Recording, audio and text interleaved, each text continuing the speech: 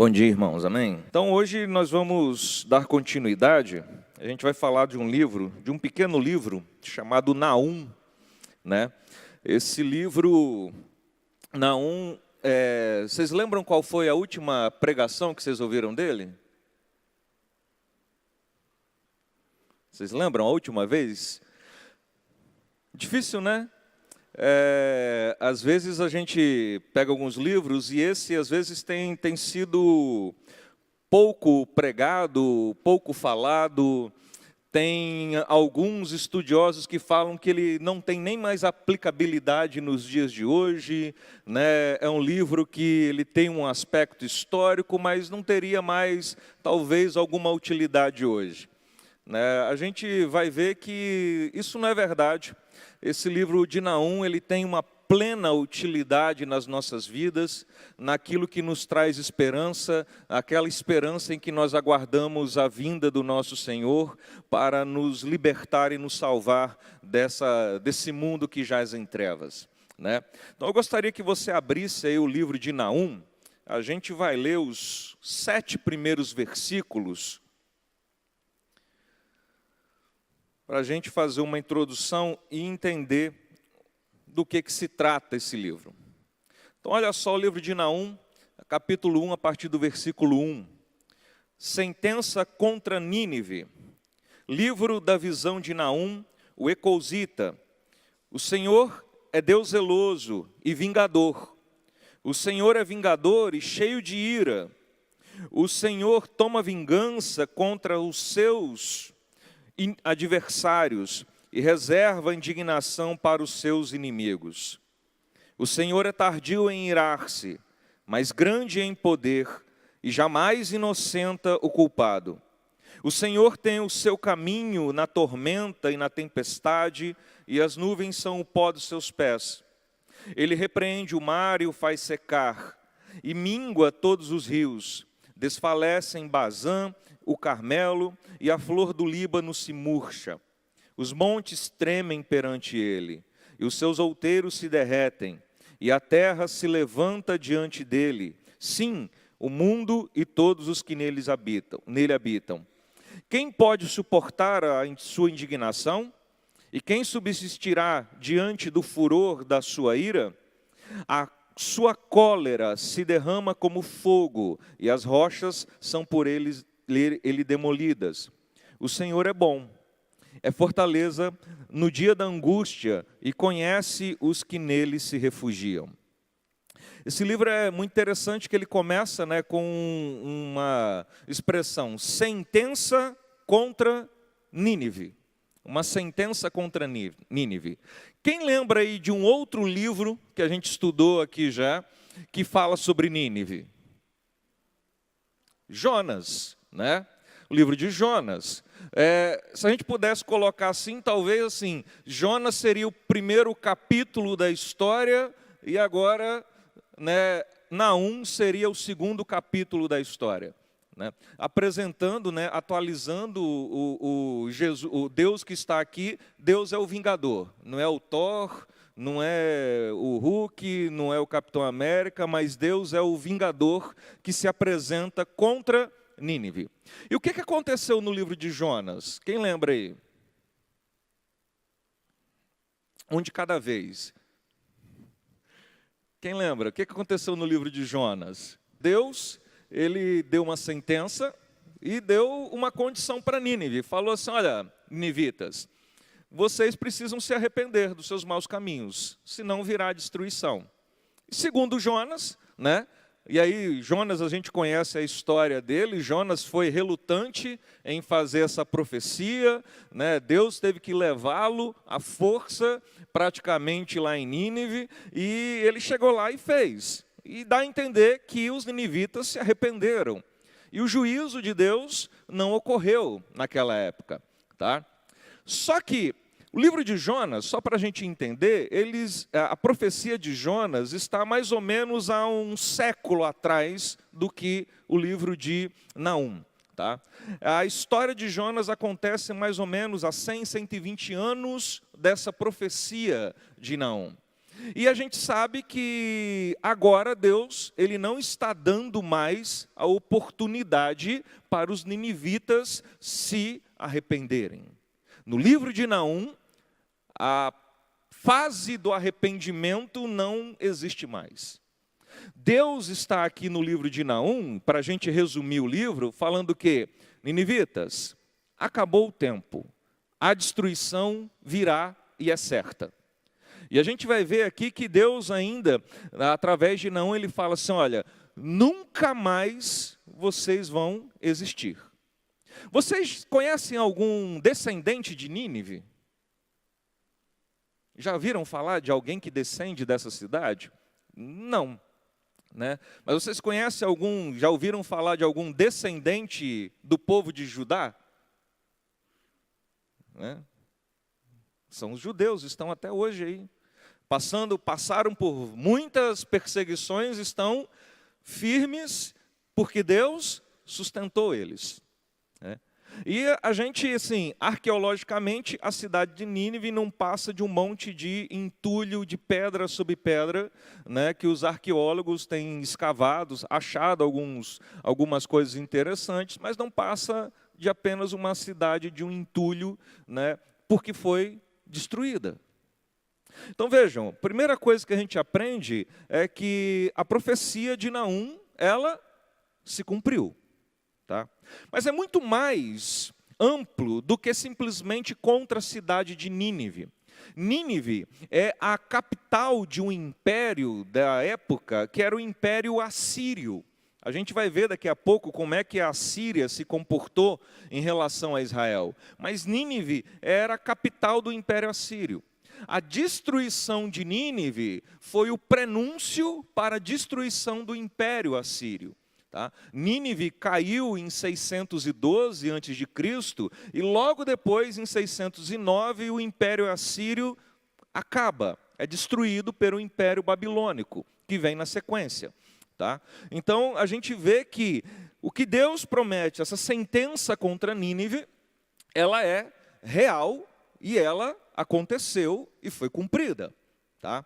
E aí, talvez que alguns, né, estudiosos, como eu falei, eles falam assim, então, se já foi cumprida, não tem mais necessidade desse livro. Não é verdade, a gente vai ver que ele tem uma necessidade para os nossos dias hoje. Amém? Então, olha só, a primeira coisa que a gente vai ver aqui é sobre Naum. Quem é Naum? A Bíblia só nos apresenta Naum, o Ecousita, né? O nome Naum significa conforto, consolação. Tá? Dá a ideia de aquele que traz consolo.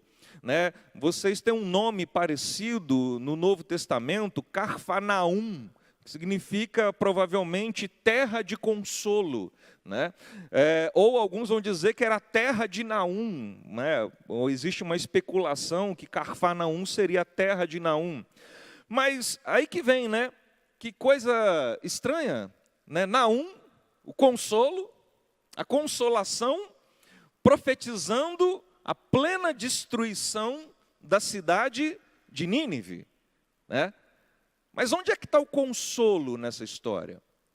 Vejam que o Império Assírio, os ninivitas, eles constituíam um povo que era inimigo, adversário do povo de Deus. Tá? A consolação está lá no versículo 7, o último versículo que a gente leu. Olha só que consolo tremendo. Deus vem prometendo a sentença contra Nínive, e lá no versículo 7 ele fala, o Senhor é bom, é fortaleza no dia da angústia e conhece o que neles se refugiam. O Senhor é bom. Bom para quem? Bom para o povo que é de Deus. Porque Deus peleja contra os adversários, os seus adversários. Deus destrói os seus adversários. E Deus destruirá todos os seus adversários. E aqueles que estão em Deus, aqueles que confiam e nele se refugiam, para eles o Senhor é bom. É a fortaleza no dia da angústia. E esse é o consolo do povo de Deus. Essa é a nossa consolação, de que apesar da existência de inimigos poderosos, nós temos um refúgio, nós temos um consolo, né? Então aqui vocês percebem que a consolação é que o Senhor é bom para o seu povo. Então assim, de onde exatamente é o profeta Naum? Fala que ele é o Elcosita, presume-se que é dessa cidade Elcós. Essa cidade não se sabe com certeza onde é que ela realmente estava, tá? Existem algumas ideias, algumas especulações, 3 delas estão aí, né? Alguns entendem que era uma cidade do sul, perto de Judá, tá? Outros entendem que era uma cidade que ficava ao norte, perto da Galileia, e outros entendem que era uma cidade que ficava perto de Nínive mesmo, né? Lá na Síria, perto de Nínive. A ideia que me parece a mais provável é a primeira, que seria uma cidade ao sul, no reino de Judá. Porque a profecia de Naum, ele fala muito da proteção de Judá. Tá? Olha aí comigo no versículo 13 do capítulo 1. Ele fala aí, mas sobre ti, Judá, quebrarei julgo deles e romperei os teus laços. E ele fala mais à frente aí para Judá, né, se regozijar, Judá que vai ter a glória restaurada. Então é muito provável, pelo contexto do livro, que essa cidade ela ficava ao sul. E então que Naum ele era um profeta do reino do sul. Tá? Mas lembrando, isso não é algo que a gente pode bater o martelo e falar com 100% de certeza. Mas me parece que é o mais provável. Então, provavelmente, Naum ele foi um profeta do reino do sul. E a gente tem que lembrar da história de Israel, né? Lembra que depois do reinado de Salomão, né, o filho dele, Reoboão, ele desmembrou o reino, tá, em 2 lugares. O reino do norte, com 10 tribos, tá? Israel, e o reino do sul, com 2 tribos, Judá e Benjamim, que seria o reino de Judá. Tá? Então é provável de que Naum esteja nessa localidade de Judá. E o curioso é que Naum ele era contemporâneo do profeta Isaías. Então na mesma época do profeta Isaías, a gente tem também o profeta Naum. Tá? Então ele vai profetizar junto com Isaías. A gente vai depois ver isso no livro de Reis, no livro de Crônicas, essa questão histórica de como a Assíria, né, ela era tão má, tão perversa, eles eram muito perversos, fizeram muita maldade, muita covardia com vários povos, e a medida da maldade deles encheu lá para Deus e chegou a hora deles serem dizimados, tá? Qual data aconteceu a profecia? É muito provável que essa profecia tenha acontecido aí entre os anos de 663, 650 a.C., no século 7. Tá? Por que a probabilidade disso? Primeiro ponto, Naum ele vai mencionar uma cidade egípcia, tá? Que ele dá o nome aqui de Non-Amon. Olha aí comigo, capítulo 3, versículo 8. Non-Amon. No-Amon. Tá? No-Amon é uma cidade egípcia, conhecida posteriormente como a cidade de Tebas. Tá? Essa cidade ela foi capturada pelos assírios, tá? No ano de 663 a.C. Só que em nenhum momento o profeta Naum ele menciona esse fato, que os assírios capturaram essa cidade, tá? Ou melhor dizendo, que ela foi restaurada, né, depois disso, ou antes. Então é muito provável que a profecia ela tenha, no mínimo, por base o ano de 663. Olha aí o versículo 8 do capítulo 3. És tu melhor do que Non-Amon, ou seja, a cidade de Tebas, no Egito?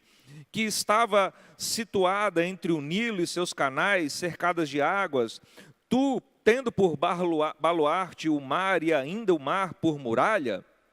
Ou seja, então, como ele não vai mencionar essa situação, parece que o ponto de partida da profecia de Naum seria a partir dessa data, tá? E também, no ano de 654, a cidade de Tebas, ela se torna independente. E é esse fato, essa independência da cidade de Tebas, que o profeta Naum não menciona nela, tá? Não menciona nesse livro. Então é provável que entre o anos 663, 650 ou 654, é que essa profecia tenha sido feita. Tá? Por causa desses dados históricos aqui que o profeta Naum traz. E, só para a gente constar, poucos anos depois, mais ou menos 40 anos depois, 40 ou 50 anos depois, a cidade de Nínive é destruída pelo Império Babilônico no ano de 612. Tá? Aí a gente tem uma questão histórica, arqueológica dessa data, porque foram encontrados várias datas e notações e tabuletas do Império Babilônico, e uma delas são crônicas de como o rei babilônico invadiu a cidade de Nínive. E a gente vai ver que tem uma curiosidade histórica e arqueológica aqui do livro, que comprova até a autenticidade e historicidade do que realmente aconteceu. Tá?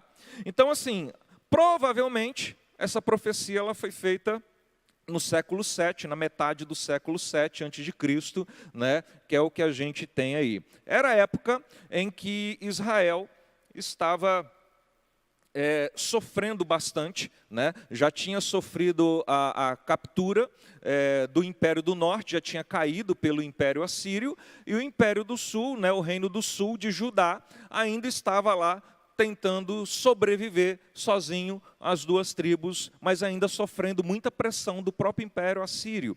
Tá?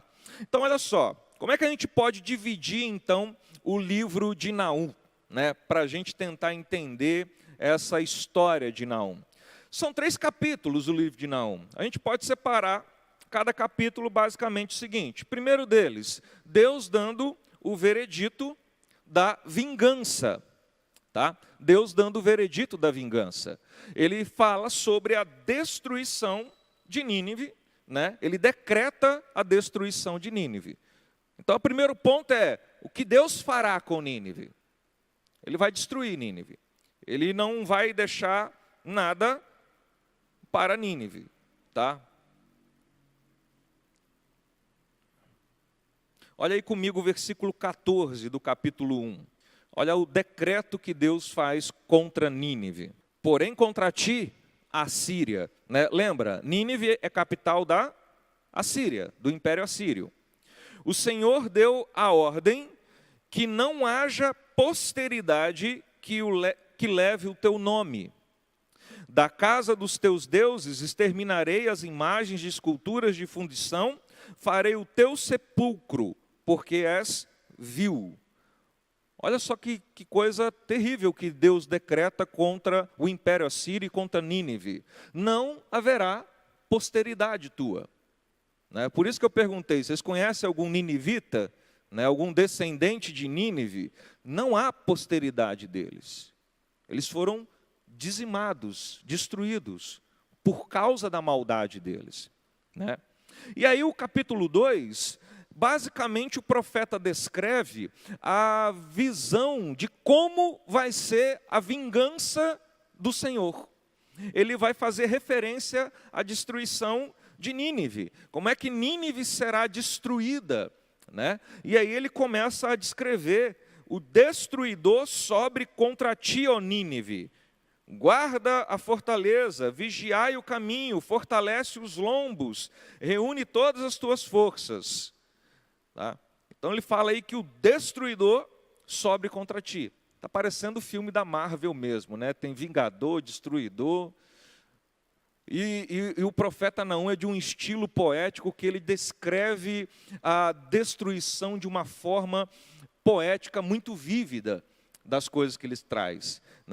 Então ele fala aí, ele começa, a partir do versículo 3, ele começa a falar que os escudos vão cair, os carros vão passar, vai ter uma inundação, e toda a cidade de Nínive vai ser destruída por conta disso. Deus vai queimar, destruir, não vai sobrar nada dessa cidade. Então no capítulo 2 ele faz uma descrição, né, de como será essa destruição. E no capítulo 3, Deus vai justificar, validar. Ele vai dizer, olha, por que eu estou destruindo vocês? Né? Qual é o motivo da destruição? Por que Deus fará a vingança contra Nínive? Tá? É histórico de que o Império Assírio era um dos mais violentos de todos os impérios. Eles destruíam mesmo, eles matavam, eles não tinham compaixão, eles prendiam as pessoas em ganchos pela boca e escravizavam, eles eram extremamente violentos. Tá? E a violência deles é conhecida. E Deus não suporta essa violência que eles estão acometendo. Tá? Capítulo 3, versículo 10. Todavia, ela foi levada ao exílio, foi para o cativeiro, também seus filhos foram despedaçados nas esquinas de todas as ruas. Deus é que está vingando todas essas questões. Então Deus é o vingador disso tudo. Por conta de quê? Por conta desse cenário terrível. Tá? Olha só o versículo 4 também aí do capítulo 3. Na verdade, vamos começar do versículo 1, né? Do versículo 1 do capítulo 3, que tem uma expressão aí, que Naum coloca, ele fala assim, ai da cidade sanguinária, toda cheia de mentiras e de roubo, e que não solta a sua presa. Eis o estalo de açoites e o estrondo das rodas, o galope dos cavalos e carros que vão saltando, os cavaleiros que esporreiam, a espada flamejante, o relampejar da lança e multidão de transpassados, massa de cadáveres, mortos sem fim, tropeça gente sobre mortos. Tudo isso por causa da grande prostituição da bela encantadora meretriz, da mestra de feitiçarias, que vendia os povos com a sua prostituição, e as gentes com as suas feitiçarias. Olha que cenário do que era Nínive, do que era o Império Assírio. Né? Nínive, a cidade sanguinária, as pessoas tropeçavam em cadáveres, as pessoas matavam os outros sem qualquer pudor durante o dia. Tá? Por causa de ele menciona aqui de uma grande prostituição da bela e encantadora meretriz. Nínive era palco, lugar de um templo de uma deusa, tá? Eu não vou saber pronunciar o nome dela, mas era o templo de uma deusa envolvida em muita prostituição e em muita feitiçaria. Esse versículo 4 é uma menção direta a essa prática, né, pagã que os assírios faziam. Tá? Então vejam que, por que os assírios eles vão ser destruídos? Lembra? Deus está sendo injusto com eles? Não, lembra? Há um pouco século atrás, Deus tinha falado, olha, se vocês se arrependerem, eu não vou destruir vocês. Deus deu a oportunidade. Parece que aquela geração de Jonas abraçou aquela oportunidade. Mas a geração logo seguinte já não mais tinha o coração arrependido. Voltaram às mesmas práticas. Né? Voltaram às mesmas práticas. E aí é interessante porque, trazendo isso para as nossas vidas, né, às vezes a gente, como cristão, a gente às vezes se apega a algum avivamento do passado e acha que o avivamento do passado vai me tirar dos maus de hoje. Às vezes a gente se apega a fatos passados que Deus fez vários avivamentos e a gente fica, nossa, que lindo, que legal. Mas onde é que está o nosso arrependimento da nossa geração para trazer o avivamento? Porque o que nós passamos hoje em dia, não estou dizendo que depende de nós o avivamento, é claro que depende de Deus, mas onde é que está o nosso coração? Né? Será que a gente está se arrependendo, igual os ninivitas fizeram, dos nossos pecados como igreja? Ou a gente simplesmente está deixando a vida levar? A gente precisa entender que o castigo de Deus para a humanidade já foi determinado, não foi? Tem um dia que a Bíblia chama, que é um dia, um nome forte, né? O grande e terrível dia do Senhor, o dia do juízo. Vai ser um dia terrível para aqueles que são adversários de Deus. Mas vai ser um dia glorioso, onde toda a misericórdia, graça e bondade de Deus será dada para aqueles que se refugiam nele. E aí que a gente começa a entender que esse livro de Naum, ele tem a ver com o que a gente espera na nossa vida. O que a gente espera da nossa vida? O que a gente espera para o futuro? Qual é a nossa esperança futura? A nossa esperança futura é que Deus venha sobre esse mundo, restaure, acabe, destrua com os seus inimigos e levante o povo dele santo, a noiva imaculada, para que viva com ele eternamente. Veja, o que nós esperamos é a libertação daqueles que estão em Cristo, de um mundo que jaz no maligno, de um maligno que persegue e mata aqueles que professam a fé em Cristo. Talvez a gente não veja isso no Brasil com tanta ênfase, né? Uma perseguição contra cristã, talvez a gente não consiga ver isso no Brasil com tanta ênfase, mas ela existe, né? Nos últimos anos para cá, nas últimas décadas, né, se você fizer entrar na sua rede social e postar que é um cristão que gosta de família, talvez você vai ser cancelado por causa de uma perseguição que existe contra esse tipo de questão. Vocês veem várias pessoas que professam a Cristo e daqui a pouco vem a mídia e fala assim, não, você está errado. É muito pouco ainda de perseguição. E talvez a gente esteja num país muito bacana ainda para se viver, né?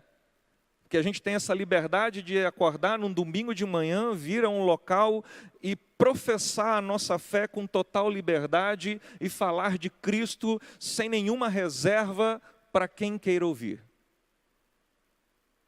Mas até onde vai, né, a nossa segurança e a nossa confiança? A nossa confiança é que Deus venha, destrua os seus inimigos, e aí a gente seja livre, certo? Então o livro de Naum, a gente pode esboçar assim, o que Deus vai fazer com Nínive, né? Como Deus fará, e por que Ele está fazendo isso. Então é isso que a gente acha dentro do livro de Naum, tá? Então assim, e aí a gente vai gastar um tempinho contextualizando isso daqui para vocês entenderem o que o Império Assírio fez com o povo de Israel, tá? Então Naum profetizou provavelmente no reinado de Manassés, tá?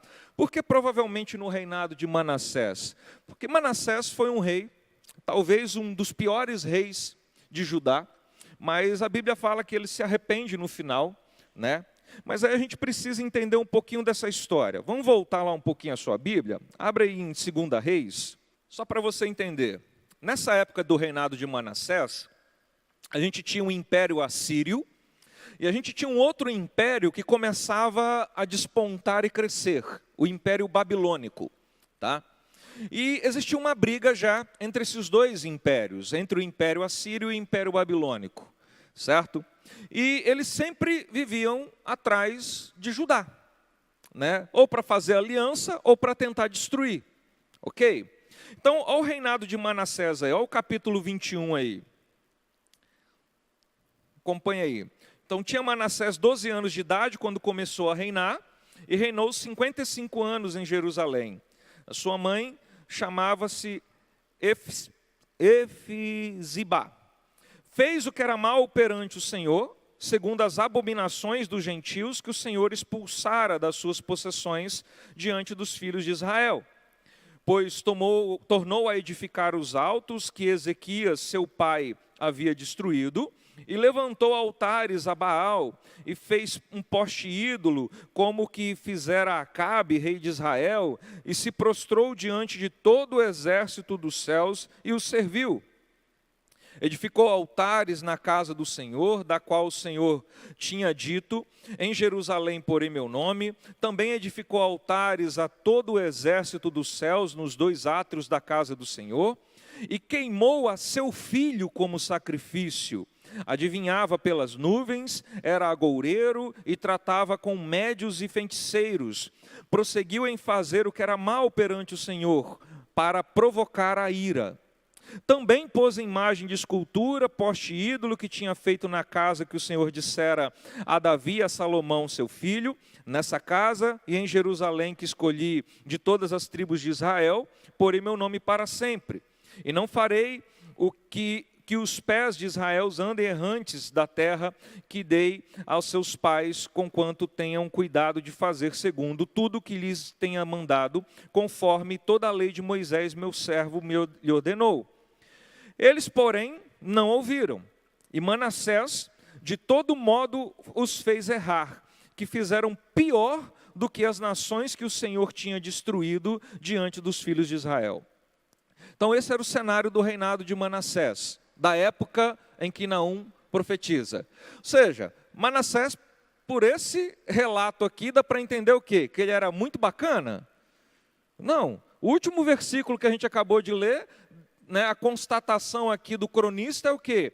Que Israel tinha ficado pior, né, Judá tinha ficado pior do que as nações que Deus tinha já aplicado juízo. Tá? Ou seja, Manassés pegou tudo de ruim dos reis anteriores e fez. Tudo de ruim dos povos que estavam ao seu redor e fez. Ele queimou o seu próprio filho em sacrifício. Ou seja, o que Manassés fez não era muito bom. Tá? Mas aí vem Deus, a partir do versículo 10 aí, então Deus não deixa isso barato. Deus então ele vem e fala o quê? Né? Levanta os profetas e aí então ele fala que Manassés vai cair. Né? Manassés ele seria abandonado, ele iria cair por causa de todos os pecados, de tudo aquilo que ele tinha feito. Tá? Então assim, esse é o reinado em que Judá estava e que provavelmente Naum estava no meio dessa situação também. Mas Deus, ele dá a sentença contra uma nação estrangeira também nesse povo, contra Nínive, contra o Império Assírio, tá? Mas olha lá, vamos ver o final. Graças a Deus, isso teve um final feliz para Manassés. Olha lá no livro de Crônicas, 2 Crônicas 33, a partir do versículo 10. Falou o Senhor a Manassés e ao seu povo, porém não lhe deram ouvidos. Tá? É a profecia que está lá no livro de Reis. Pelo que o Senhor trouxe sobre eles os príncipes do exército do rei de onde? Da Assíria. Tá?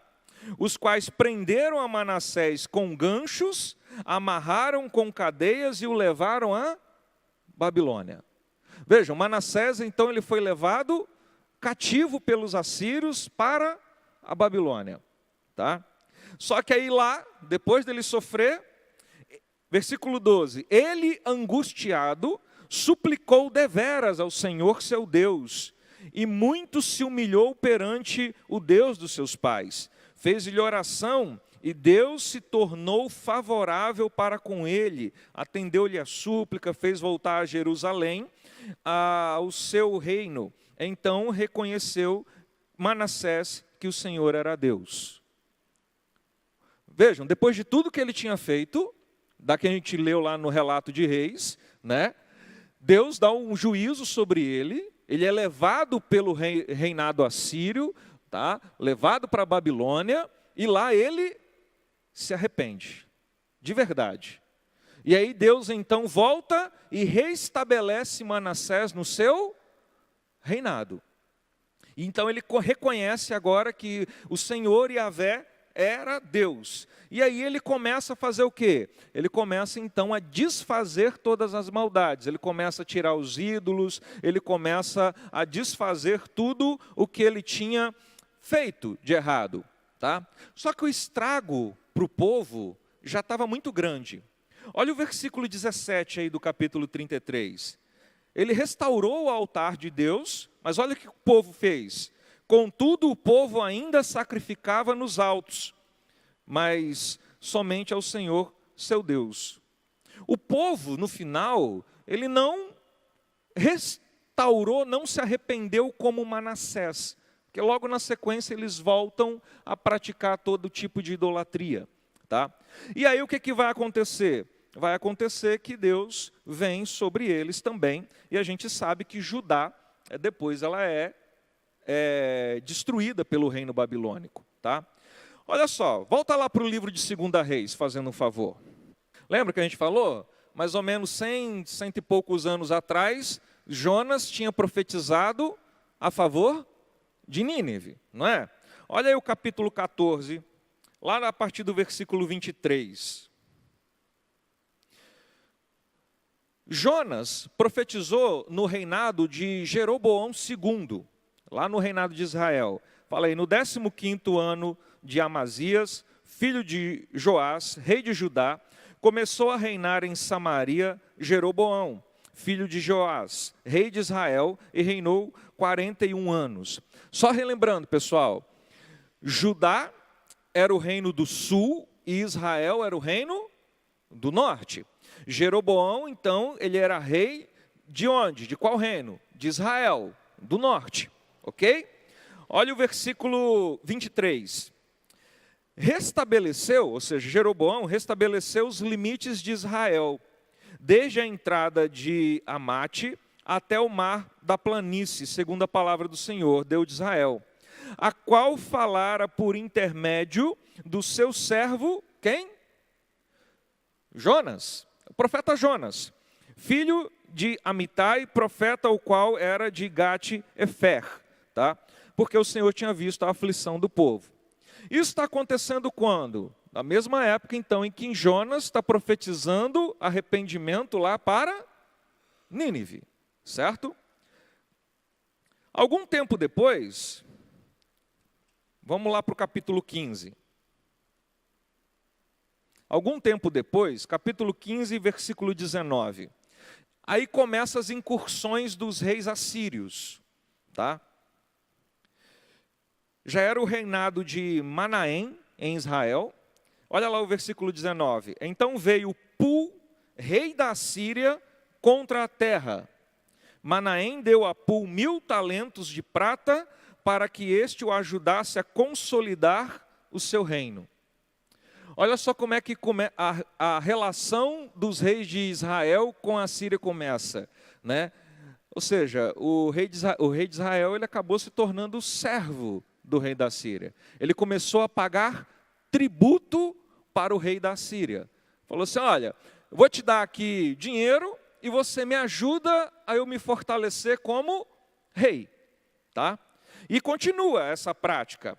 Olha lá no versículo 27.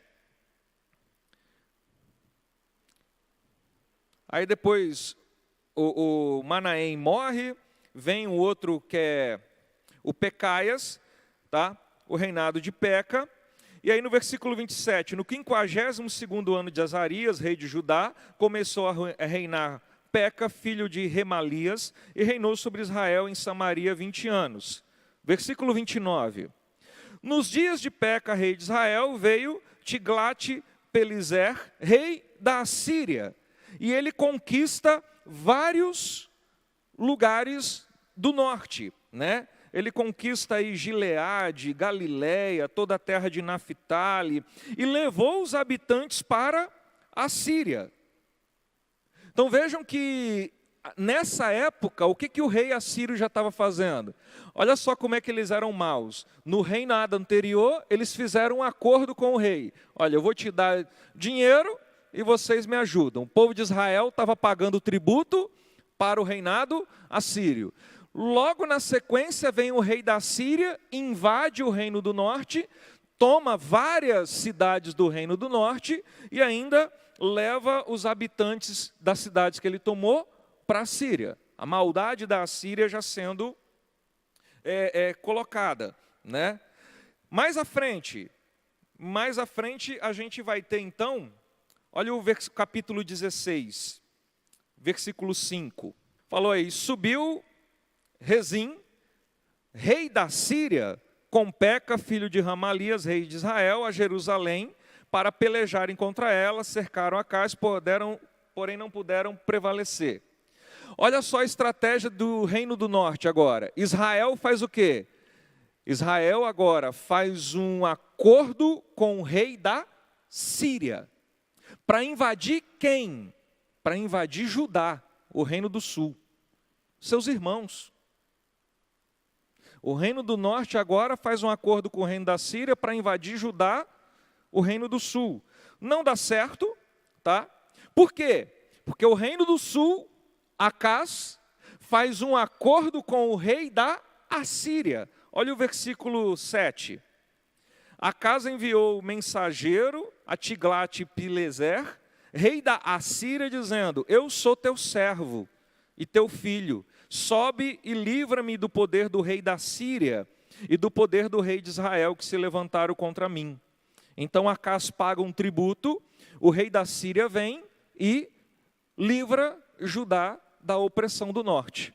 Tá? Olha só, gente, irmãos brigando, o reino do norte brigando com o reino do sul. Quem ajudou Judá a se livrar? O reinado assírio. Não vai sair de graça, né? Isso não vai sair de graça. Tá? Bom, passado isso daí, começa o reinado em Israel, lá no capítulo 17, já estou chegando no ponto do livro de Naum, né? Lá no capítulo 17, começa a reinar Oséias, filho de Elá, em Samaria. Só que aí no versículo 3, acontece então a queda de Samaria, no ano de 722. Tá?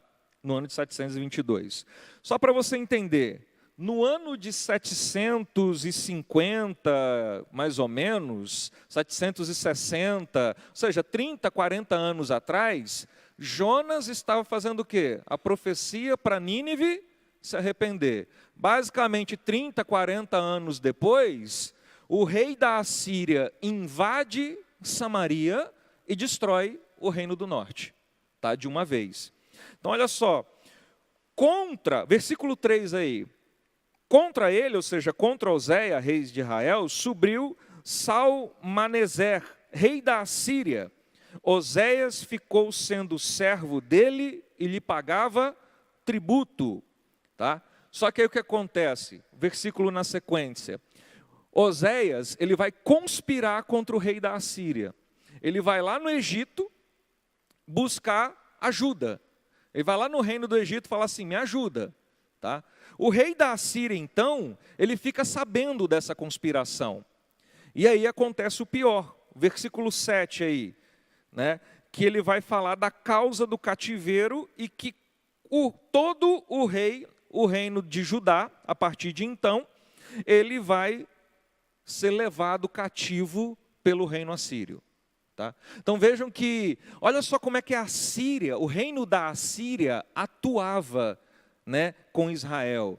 Às vezes pedia tributo, invadia, lutava, pegava tributo. Aí Oséias, rei de Israel, conspirou e aí eles invadiram a Síria em 720, invadiram Samaria em 722 a.C. e acabou com o reinado do norte. Tá? E aí a dominação do reinado da Síria ficou por muito tempo. Tá? ficou por muito tempo. E eles continuavam agora a invadir ou tentar invadir o reino do sul, certo? Reino do sul que Acás tinha feito o quê? Tinha feito um acordo com o reino da Síria, assim, me ajuda, estou precisando de ajuda, e pagava tributo. Mas lá no reinado de Ezequias, outro rei assírio, mais famoso talvez aqui, o Senaqueribe, ele então tenta invadir Jerusalém. Ele faz um cerco contra Jerusalém e ele tenta invadir Jerusalém no reinado ele invade Jerusalém no reinado de Ezequias. Tá? Ezequias então consegue se livrar dessa invasão. Deus, na verdade, livra a invasão de Judá. Tá? E Deus então,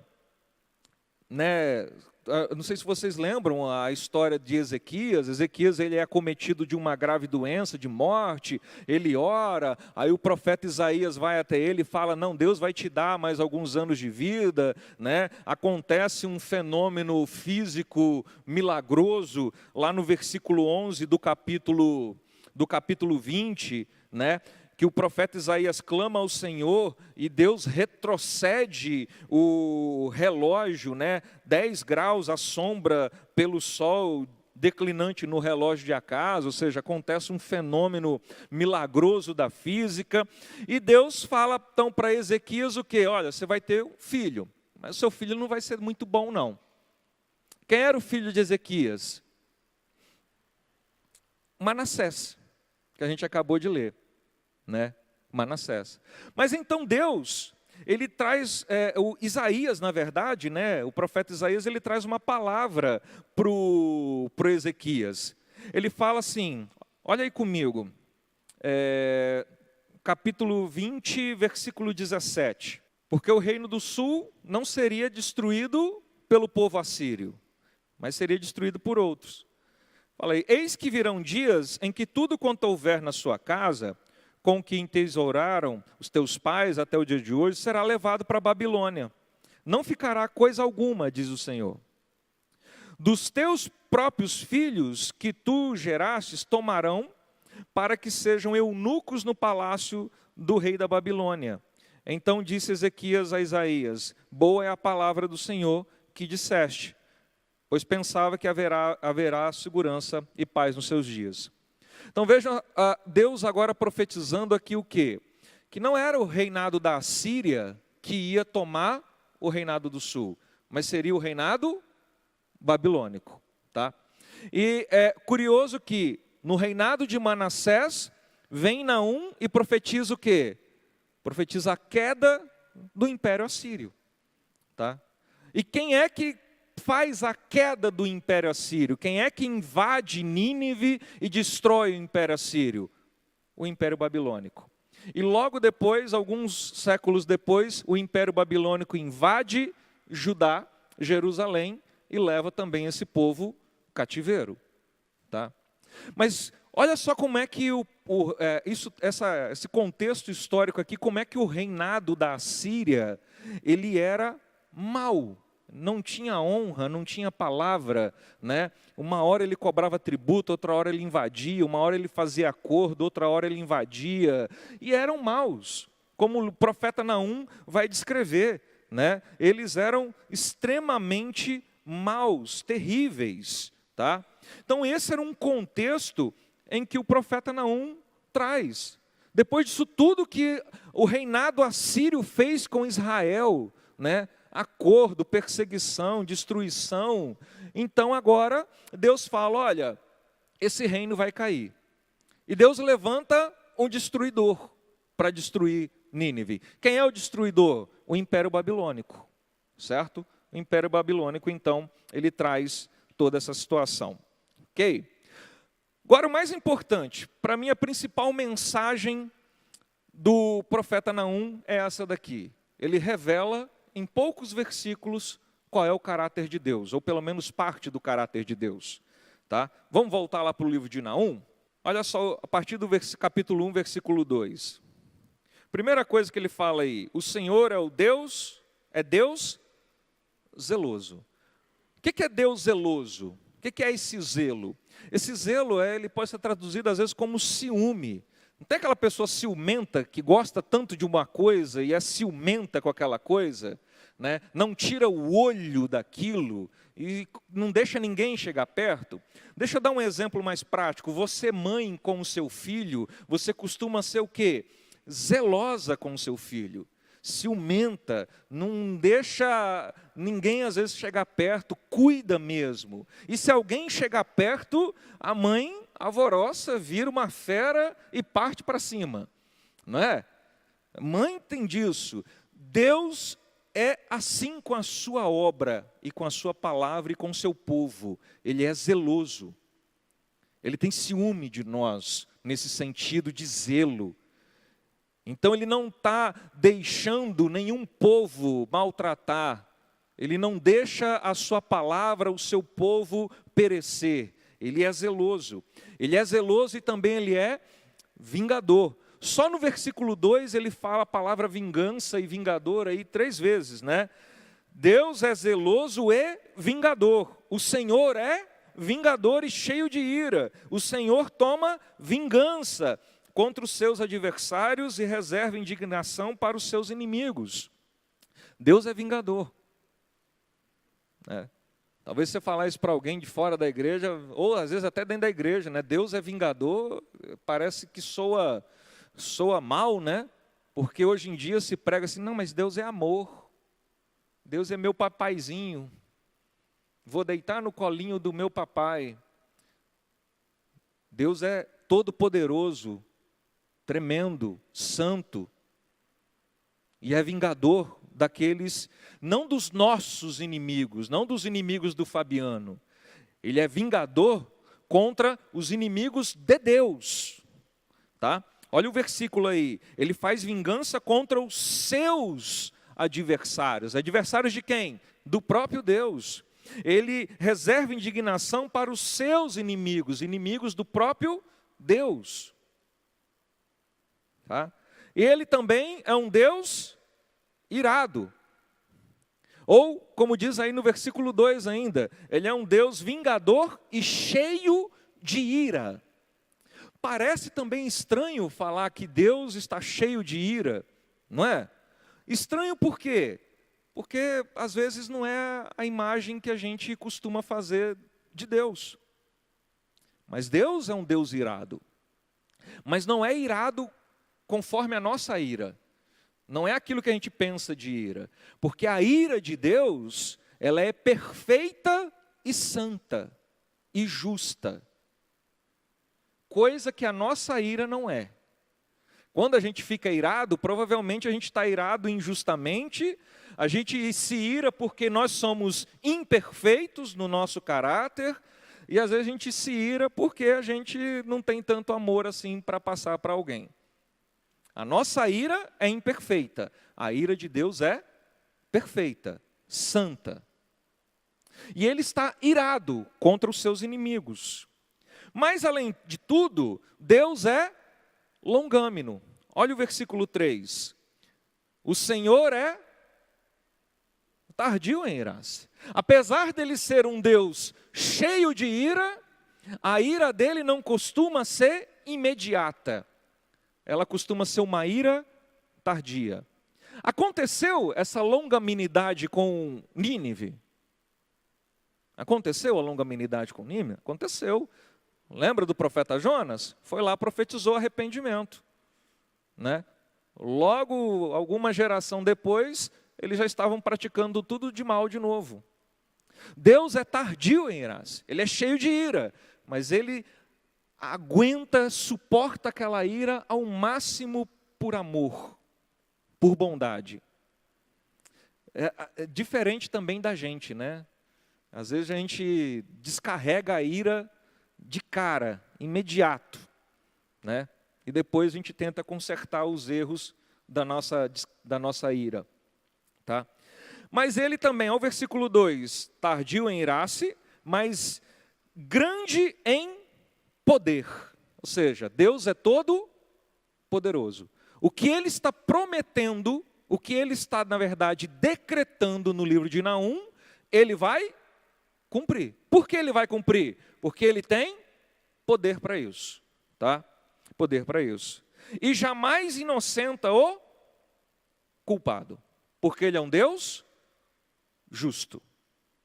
Sabe o que é a ira, na verdade, de Deus? É a manifestação da justiça dele.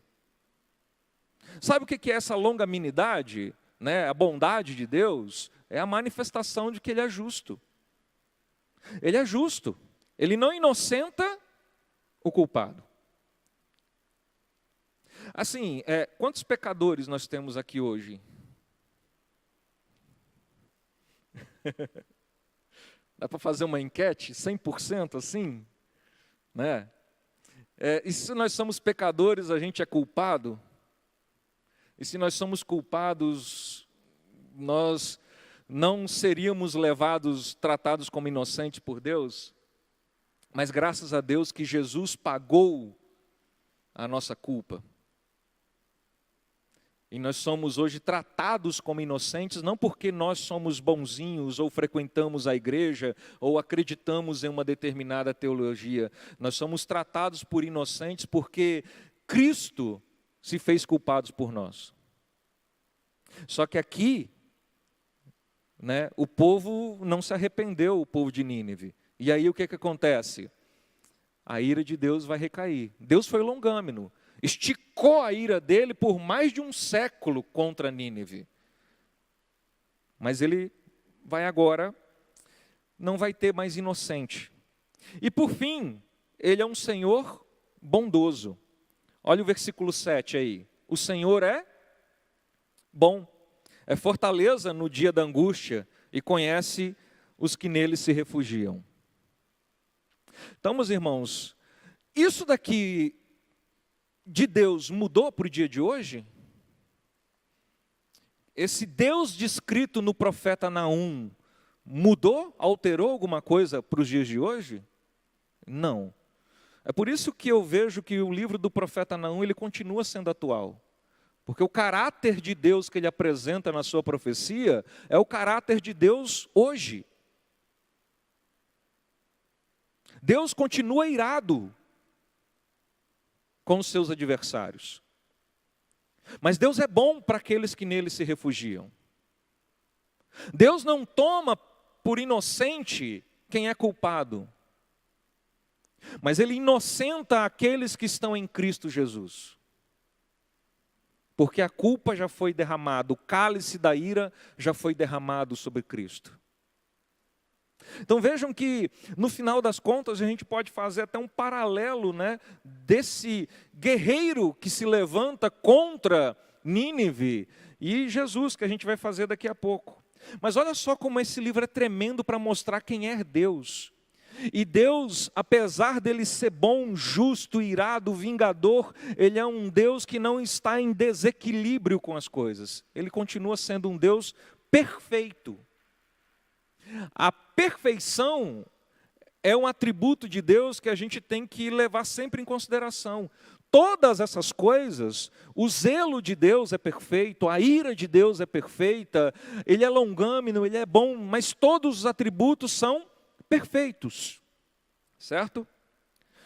Olha só que coisa, deixa eu pular isso, olha só que coisa curiosa.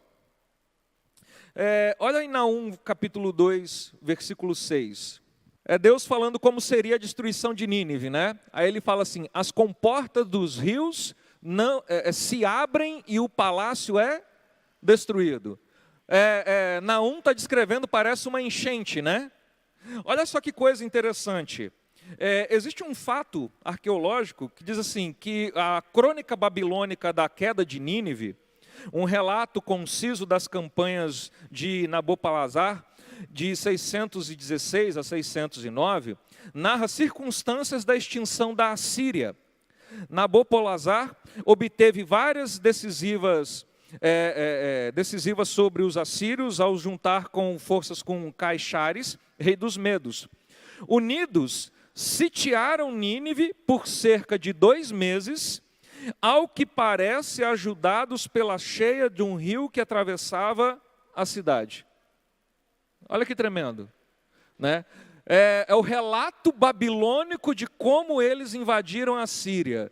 E nesse relato babilônico parece que eles relatam uma cheia do rio, né, que já tinha sido profetizada por Naum. As comportas dos rios se abrem e o palácio é destruído. Deus é todo-poderoso. Ele comanda todas as coisas, do jeito que Ele quer. É interessante, né, como a arqueologia ela vem só reforçar as profecias bíblicas no final das contas. Tá? Para a gente encerrar, por que eu vejo que o livro de Naum ele é atual para os nossos dias?